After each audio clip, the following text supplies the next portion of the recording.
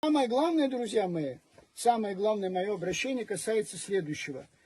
Ничего не копайте самостоятельно, ничего не ломайте, не разрушайте. Почему? Потому что вот сейчас весь наш труд, большей частью, мы напрасен. Почему? Потому что мы имеем все разломанное. Икона раздробленная, керамика раздробленная, стекло раздробленное, какие-то, значит, другие вещи, которые мы находим, все раздроблено. Единственное, 4 года пока копаем, один крест цельный у нас. Вот. Единственное, и то благодаря тому, что это, значит, бронза, твердый металл, и он остался, сохранился до нашего времени. Поэтому, когда вот так вот люди залезают, потом ничего из этого понять невозможно. Вот сейчас посмотрите.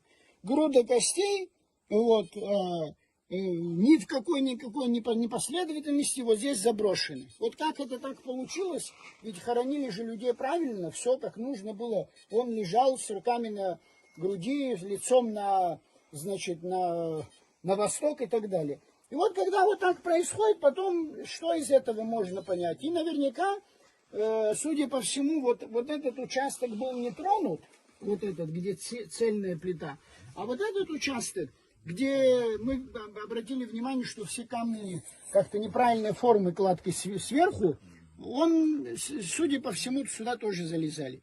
Поэтому никуда не лезьте.